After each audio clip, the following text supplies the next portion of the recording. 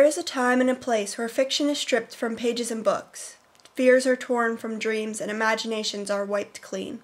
There are no rules on the subject of reality, no guidelines to the laws of the universe. It is here that we first set our scene, a classic suburbia painted in vivid colors.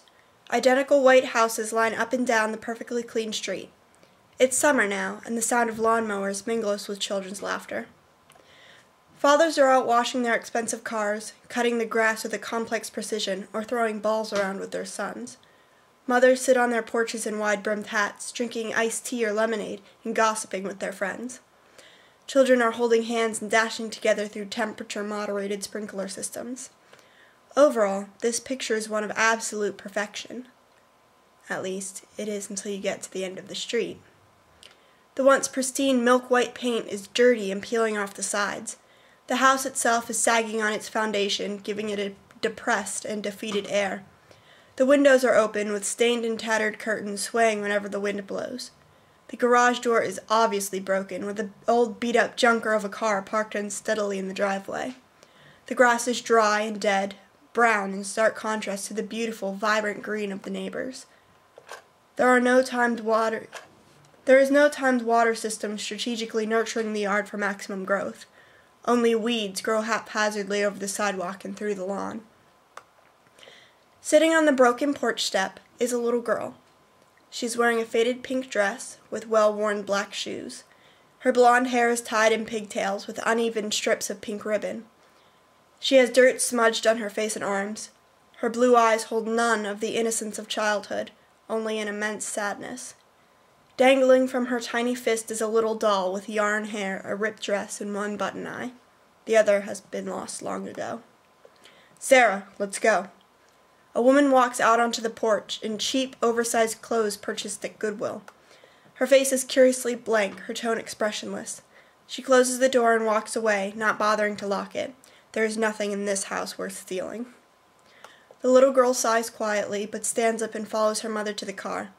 She opens the door and slides in the back, buckling the seatbelt with a loud snap. She is big enough to sit in the front, but the car has no airbag, so she is resigned to the back seat. After 3 tries, the engine reluctantly coughs itself to life. The car smells to Sara like old shoe polish, cracked leather, and faintly of the wintergreen air freshener that has been hanging off the rearview mirror since the day they pulled it out of the used car lot. That had been back when her mom had put on makeup and kissed her daughter goodnight. Curious, Sara plants her hand on the door and strains against the seatbelt to see over her mother's shoulder. The older woman is popping open a bottle and shaking some pills out, but Sara manages to get a glimpse of her left hand. The simple gold wedding band was the prettiest thing her mother ever wore, but now it is missing.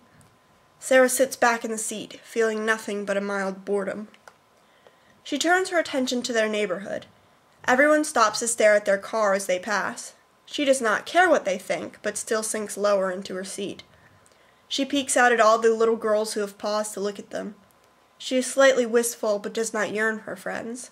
As her mother says, you cannot miss something you've never had. They approach the end of the road. As her mother steers the car left, Sara finally figures out where they are going. The doctor's. Her mother must be almost out of medication. Sara feels a small spark of anticipation. To get to the office, they have to cross the giant suspension bridge. "Sara, I know I haven't been there for you lately. Dr. Julio will make everything better. Everything will be wonderful for us soon, okay?" Her mother promises in a dull tone. Sara just nods. Her mother has said such things before, but Sara likes to believe in the lie that this time will be better. Usually, the older woman will feel okay, even get out of bed to make Sara breakfast. Then she will feel so good she'll stop taking the little white pills. Things will always go back to normal in the end. But still, she hopes.